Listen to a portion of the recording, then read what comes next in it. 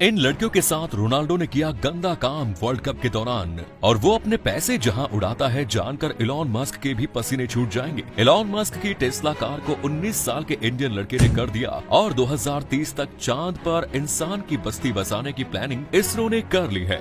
दुनिया के सबसे अमीर इंसान इलॉन मस्क की टेस्ला कार को एक 19 साल के लड़के ने हैक कर लिया। असल में इलॉन मस्क अपनी टेस्ला कार को लेकर बहुत बड़े बड़े दावे करते हैं, लेकिन साइबर सिक्योरिटी रिसर्च में काम करने वाले डेविड कोलंबो ने टेस्ला की कार को चुटकियों में हैक करके इलॉन मस्क की बोलती बंद कर दी।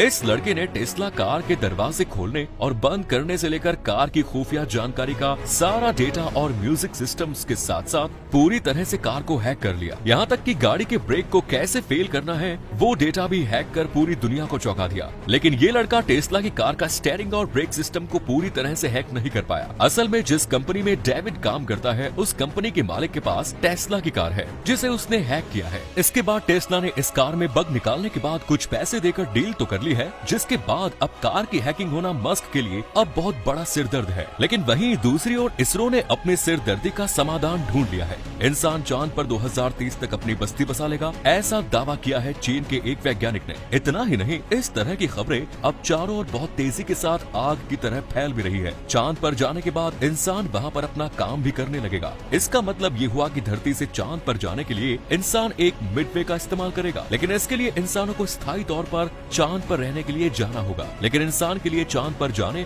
और वहाँ से वापस आने के लिए ही एक सबसे बड़ी परेशानी है, और वो है धरती से चांद तक का सफर। क्योंकि धरती से चांद और चांद से धरती पर आने जाने के लिए बहुत मेहनत, पैसा, तकनीकी और भी बहुत सारी चीजों का जबरदस्त तरीके का खर्चा होगा। लेकिन वैज्ञानिकों का कहना है कि वो 2030 तक इसका भी समाधान ढूंढ निकालेंगे, जिसके बाद इंसान चांद पर अपने बजट में आसानी से वहाँ जाकर रह सकेगा और अपना काम भी कर सकेगा। इस मिशन में नासा भी लगा है। नासा का आर्टेमिस अभियान का सफल प्रक्षेपण हो चुका है। अब ओरियन अंतरिक्ष यान चंद्रमा की विशेष कक्षा की ओर बढ़ रहा है। इस अभियान के तीसरे और अंतिम चरण में नासा चंद्रमा पर पहली महिला और पहला गैर श्वेत पुरुष भेजेगा। इस अभियान के जरिए चंद्रमा पर लंबे समय तक मानव की उपस्थिति सुनिश्चित की जाएगी। नासा के बड़े अधिकारी का कहना है कि 2030 तक इंसान चंद्रमा पर रहने लगेंगे और काम भी करने लगेंगे। इस अभियान के बारे में नासा के ओरियन लूनार स्पेसक्राफ्ट प्रोग्राम के प्रमुख हॉवर्ड ह्यू का कहना है कि 2030 से पहले ही इंसान चंद्रमा पर लंबे समय तक रहने के लिए रहने लगेंगे, और इसका मतलब केवल यही नहीं होगा कि चंद्रमा पर इंसानों के रहने लायक जगह बन जाएगी, बल्कि उनका साथ देने के लिए बहुत सारे रोवर भी काम करने लगेंगे। लेकिन क्रिस्टियानो रोनाल्डो ने अमेरिका की एक बार गर्ल के साथ गंदा काम करने के बाद उसे प्रेग्नेंट कर दिया। रोनाल्डो के डीएनए टेस्ट से पता लगाने की कोशिश की तो ये बात सच साबित हुई। रोनाल्डो पहली बार 2010 में पिता बने थे।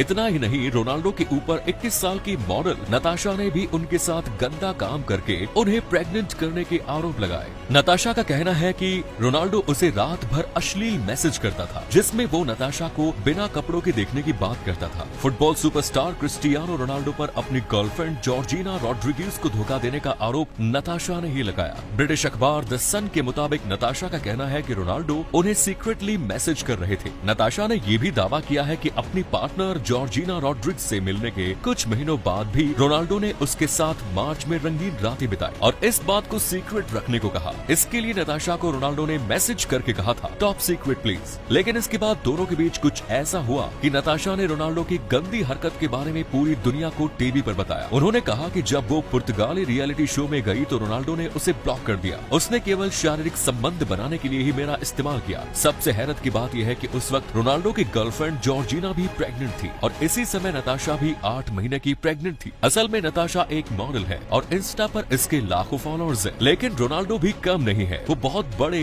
दिलफेक इंसान है। उन्होंने सिर्फ 13 साल में 18 लड़कियों को डेट किया है। रोनाल्डो के पास इतनी दौलत है कि वो उसे उड़ाते उड़ाते थक जाते हैं, लेकिन वो पैसा खत्म नहीं होता। दुनिया भर में इनके कई घर हैं, जिसमें मैड्रिड में उनका एक घर 40 करोड़ रुपयों का है। इटली में उनके शानदार बंगले की कीमत 37 लाख रुपए है। ऐसा ही एक शानदार घर इनके पास न्यूयॉर्क सिटी के ट्रम्प टावर में में भी है, जिसकी कीमत लगभग 19 मिलियन है। इनका सबसे सस्ता घर लगभग 12 करोड़ रुपयों का है, जो स्पेन में है। रोनाल्डो के पास दुनिया की सबसे 11 महंगी कारों का कलेक्शन है। इसमें 63 करोड़ की बुगैटी सेंट्रो डाइसेलो ऐसी कार है जो पूरी दुनिया में सिर्फ 10 है। इसके अलावा इनके पास लगभग 2.25 करोड़ की बेंटले जीटी स्पीड भी है, 3.25 करोड़ की फरारी 599 GTO और लगभग 3 करोड़ की रोल्स रॉयस फैंटम के अलावा भी 7 और बेहतरीन कारें हैं। ये महाशय अपना पैसा हवा और पानी में चलने के लिए भी खूब उड़ाते हैं। उनके पास दुनिया का सबसे तेज चलने वाला जेट्स में से एक है, जिसकी कीमत लगभग 200 करोड़ है। इसके अलावा उनके पास लगभग 500 करोड़ का गल्फ स्ट्रीम G650 है। समुद्र में मौज मस्ती करने के लिए उन्होंने 51 करोड़ का एजिमुथ ग्रैंड यॉट खरीदा हुआ है।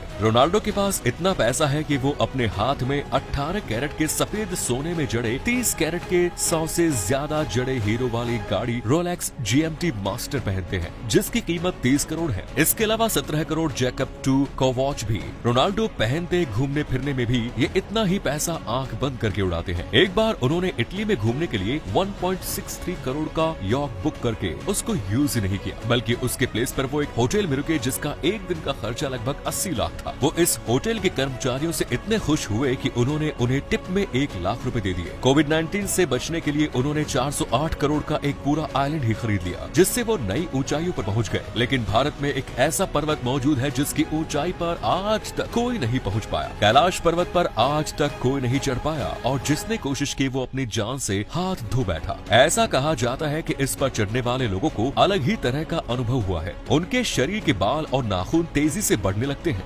यहाँ पर बड़ी मात्रा में रेडियो एक्टिव सक्रिय है, जिसकी वजह से सब होता है। लोगों का कहना है कि कैलाश पर्वत पर थोड़ा सा ऊपर चढ़ते ही व्यक्ति दिशाहीन हो जाता है और रास्ता भटक कर अपनी मौत की ओर बढ़ने लगता है। असल में दुनिया की सबसे ऊंची चोटी माउंट एवरेस्ट, जिसकी ऊंचाई 8848 मीटर है, उस पर अभी तक 7000 से ज्यादा लोग चढ़ चुके हैं। लेकिन इससे 2000 कम मीटर ऊंचाई वाली एवरेस्ट कैलाश पर कोई इंसान नहीं चढ़ पाया। कई पर्वतारोहियों ने इस पर चढ़ने की कोशिश की, लेकिन वो या तो कामयाब नहीं हुए या फिर मौत के मुंह में समा गए। रूस के वैज्ञानिकों की टीम का कहना है कि इस पहाड़ की तिकोने आकार की चोटी प्राकृतिक नहीं, बल्कि एक मानव निर्मित पिरामिड है जो बर्फ से ढकी रहती है। यहाँ तक कि चीन सरकार के कहने पर कुछ पर्वतारोहियों का दल कैलाश पर चढ़ने गया था, लेकिन उसे भी सफलता नहीं मिली। चीन ही नहीं, रूस भी कैलाश के आगे घुटने टेक चुका है। 2007 में रूसी पर्वतारोही सर्गे सिस्टिकोव ने अपनी टीम के साथ माउंट कैलाश पर चढ़ने की कोशिश की। कैलाश पर्वत पर आज तक 11 शताब्दी में सिर्फ बुद्धिस्ट मान मिलारेपा इस पर चढ़ाई करने में कामयाब हुए हैं।